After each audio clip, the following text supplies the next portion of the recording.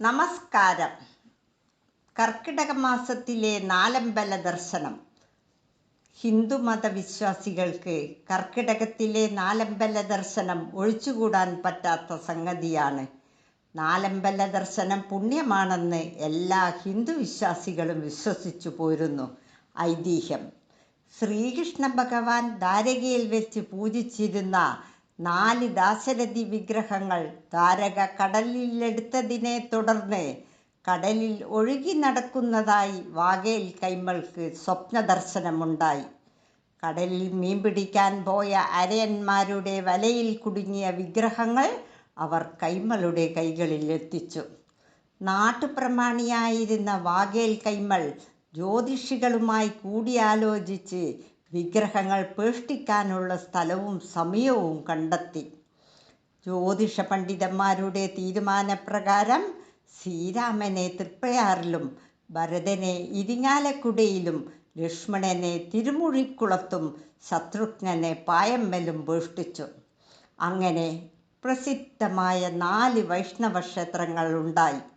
നാലമ്പലം എന്ന പേരിൽ പ്രസിദ്ധി നേടിയ 4 ക്ഷേത്രങ്ങളിലും ഒരേ സമയം ദർശനം നടത്തുന്നത് ഐശ്വര്യകരവും പുണ്യകരവും ശ്രേഷ്ഠവുമാണെന്ന വിശ്വാസം പരന്നതോടെ കർക്കിടകത്തിൽ ഈ 4 ക്ഷേത്ര ദർശനത്തിനായി ഭക്തജനങ്ങളുടെ അതിഭയങ്കരമായ പ്രവാഹം ആരംഭിച്ചു.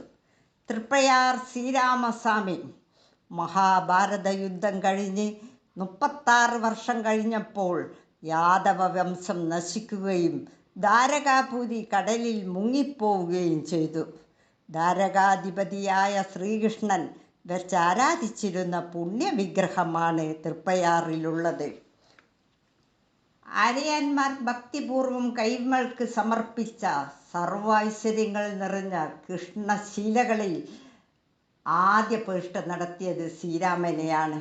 വിഗ്രഹങ്ങൾ എവിടെ എങ്ങനെ പ്രതിഷ്ഠിക്കണമെന്ന ചിന്ത നടന്നുകൊണ്ടിരിക്കെ ദിവ്യമയൂരം വട്ടമിട്ട് പറക്കുന്ന സ്ഥലത്തിൻ്റെ നേരെ ചൂട്ടിൽ എന്ന അശരീരിയുണ്ടായി. അശരീരി വാക്കിനെ മാനിച്ചുകൊണ്ട് പുണ്യനദിയായ തീവ്ര നദിയുടെ പടിഞ്ഞാറേ കരയിൽ രാമനാമം മന്ത്രോച്ചാരണങ്ങളോടെ ഉയർന്നു പൊങ്ങി. പ്രതിഷ്ഠാകർമ്മം ദർശിക്കാൻ കാത്തുനിന്നവരെ ദിവ്യമയൂരം നിരാശപ്പെടുത്തി. കൃത്യസമയത്ത് തന്നെ പ്രതിഷ്ഠാകർമ്മം നടത്തുകയും ചെയ്തു. അല്പസമയത്തിനുള്ളിൽ ആകാശത്ത് മയിൽ പ്രത്യക്ഷപ്പെട്ടു. മയൂരം പ്രത്യക്ഷപ്പെട്ട സ്ഥലത്തായിരുന്നില്ല പ്രതിഷ്ഠ നടത്തിയത്. യഥാസ്ഥാനത്തല്ലാത്തതുകൊണ്ട് പ്രതിഷ്ഠ ഇളകിക്കൊണ്ടിരുന്നു. യതിവര്യനായ ശ്രീ വില്വമംഗലം സ്വാമിയാർ ഒരിക്കൽ തൃപ്പയാർ ശ്രീരാമസ്വാമിയെ വണങ്ങാനെത്തിയപ്പോൾ അദ്ദേഹം അത്ഭുതകരമായൊരു കാഴ്ച കണ്ടു. പടിഞ്ഞാറേ വാതിൽ കടന്നെത്തിയ ലക്ഷ്മീദേവിയും ഭൂമിദേവിയും ശ്രീകോവിലിൻ്റെ അകത്ത് കയറി പുഷ്പാർച്ചന നടത്തിക്കൊണ്ടിരിക്കുന്നു. ശ്രീരാമസ്വാമിയുടെ വിഗ്രഹം പ്രതിഷ്ഠാ സമയത്തിന് മുമ്പ് പ്രതിഷ്ഠിച്ചത് കൊണ്ടുണ്ടായ വിഗ്രഹ ചൈതന്യഹാനിക്ക് പരിഹാരമായി ഇടത്ത് ഭാഗത്ത് ലക്ഷ്മീദേവിയെയും വലത്ത് ഭാഗത്ത് ഭൂമിദേവിയെയും പ്രതിഷ്ഠിച്ചാൽ മതിയെന്ന് വില്വമംഗൽ സ്വാമിയാരുടെ നിർദ്ദേശപ്രകാരം ഇരുവശത്തും ദേവിമാരെ പ്രതിഷ്ഠിച്ചതോടെ എല്ലാ ദോഷങ്ങൾക്കും പരിഹാരം കണ്ടെത്തി. മഹാവിഷ്ണുവിൻ്റെ പൂർണ്ണാവതാരമായ ശ്രീരാമനും ദേവിമാരും ചേർന്ന് വൈകുണ്ഠ സദൃശ്യമായ ഒരു പവിത്രതയാണ് ഇവിടെയുള്ളത്. പ്രധാന വഴിപാട് അവിൽ നിവേദ്യം, മീനൂട്ട്, പായസം എന്നിവയാണ്. ഇരിങ്ങാലക്കുട ശ്രീ കൂടൽമാണിക്യ ക്ഷേത്രം കേരളത്തിലെ അറിയപ്പെടുന്ന മഹാക്ഷേത്രത്തിൽപ്പെട്ട ഒന്നാണ് ഇരിങ്ങാലക്കുട ശ്രീ കൂടൽമാണിക്യ ക്ഷേത്രം. രാമായണത്തിലെ പ്രശസ്ത കഥാപാത്രമായ ഭരതൻ്റെ പേരിലുള്ള ക്ഷേത്രമാണ്. കൂടൽമാണിക്യ ക്ഷേത്രം ഭരതക്ഷേത്രമായി മാറിയത് രാജഭരണകാലത്താണ്. ഒരിക്കൽ വിഗ്രഹത്തിൻ്റെ തിരുനെറ്റിയിൽ ഒരു അപൂർവ ദിവ്യജ്യോതി പ്രത്യക്ഷപ്പെട്ടു. ആ തേജസ് മാണിക്യമാണെന്ന് നിഗമനത്തിൽ എത്തിച്ചേർന്നു. ഈ തേജസ്സിനോ മാണിക്യത്തിനോ ഏതിനാണ് കൂടുതൽ പ്രഭയെന്ന് കണ്ടെത്താൻ അധികാരികൾ തീരുമാനിക്കുകയും ചെയ്തു. അക്കാലത്ത് ഏറ്റവും നല്ല മാണിക്യം ഉണ്ടായിരുന്നത് കായംകുളം രാജാവിൻ്റെ കയ്യിലാണ്. രത്നം കൈമാറുമ്പോൾ ഒരു നിബന്ധന വെച്ചു. മാണിക്യം കേടുകൂടാതെ തിരിച്ചു നൽകണം. മാണിക്യം ക്ഷേത്രത്തിൽ കൊണ്ടുവന്ന് വിഗ്രഹത്തോട് ചേർത്ത് വെച്ച് പരിശോധിക്കുമ്പോൾ മാണിക്യം വിഗ്രഹത്തിൽ ലയിച്ചു ചേർന്നു. വിഗ്രഹത്തിൽ മാണിക്യം കൂടിച്ചേർന്നതുകൊണ്ട് ക്ഷേത്രത്തിന് കൂടൽമാണിക്യ ക്ഷേത്രം എന്ന് പേര് കിട്ടിയത്. പറഞ്ഞതുപോലെ മാണിക്യം തിരിച്ചു കൊടുക്കാൻ സാധിക്കാത്തതുകൊണ്ട് ക്ഷേത്രാധികാരം രാജാവിന് നൽകുകയും ചെയ്തു. കൂടൽമാണിക്യ ക്ഷേത്രത്തിൻ്റെ ഭരണാധികാരിയം ലഭിക്കാൻ എന്ത് ത്യാഗം സഹിക്കാനും അന്ന് ഭരണാധികാരികൾ തയ്യാറായിരുന്നു. താമരമലയാണ് ക്ഷേത്രത്തിലെ പ്രധാന വഴിപാട്. തിരുമുഴിക്കുളം ലക്ഷ്മണ ക്ഷേത്രം.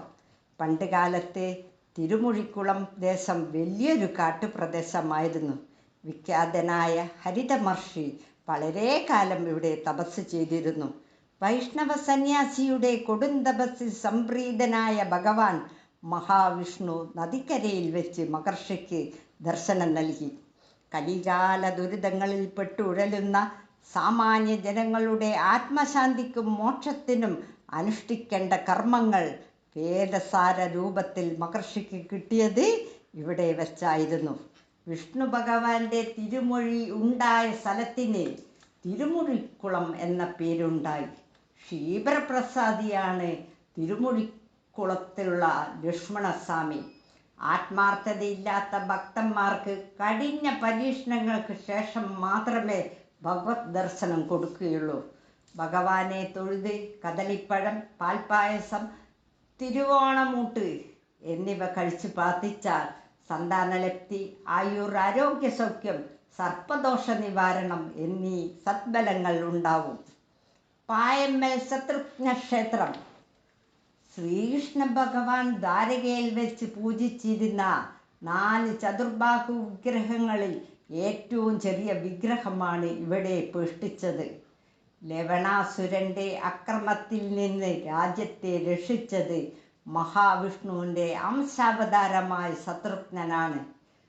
മഹാവിഷ്ണുവിൻ്റെ കയ്യിലെ സുദർശന ചക്രത്തിൻ്റെ അവതാരമാണ് പായൽ ക്ഷേത്രത്തിലെ ആരാധനമൂർത്തിയായ ശത്രുഘ്നൻ.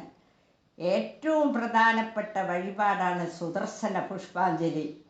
പൂജാവസ്തുക്കൾ നടയിൽ സമർപ്പിക്കുന്നത് പോലെ സുദർശന ചക്രം ഇവിടെ സമർപ്പിക്കുന്നു. സുദർശന ചക്ര സമർപ്പണത്തിലൂടെ കുടുംബത്തിൽ സർവ്വ ഐശ്വര്യങ്ങളും ദുരിതശാന്തിയും സാധിക്കുമെന്ന് ഭക്തജനങ്ങൾ വിശ്വസിക്കപ്പെടുന്നു. ദാശരഥി ക്ഷേത്രത്തിൽ പലയിടത്തും അദൃശ്യമായി നിന്നുകൊണ്ട് ശ്രീ ഹനുമാൻ അനുഗ്രഹം ചൊരിയുന്നുണ്ടെങ്കിലും ദാശരഥികൾക്കെല്ലാം പ്രിയങ്കരനാണ് ശ്രീ ഹനുമാൻ. അതുകൊണ്ട് നാലമ്പല ദർശനം പൂർണ്ണമാകണമെങ്കിൽ നിഷ്കാമമായ ഭക്തിയോടെ ദാശരഥികൾക്കെല്ലാം സംരക്ഷകനായി നിൽക്കുന്ന ആഞ്ജനേയ സ്വാമിയും കൂടി ദർശിക്കണം. എന്നാൽ മാത്രമേ ശ്രീരാമചന്ദ്രൻ്റെ അനുഗ്രഹം കിട്ടുകയുള്ളൂ. ഹനുമാൻ സ്പെഷ്യൽ ക്ഷേത്രത്തിൽ തന്നെ പോയി ഹനുമാനെ വണങ്ങണം. അടുത്ത വീഡിയോയിൽ കാണാം. നന്ദി, നമസ്കാരം.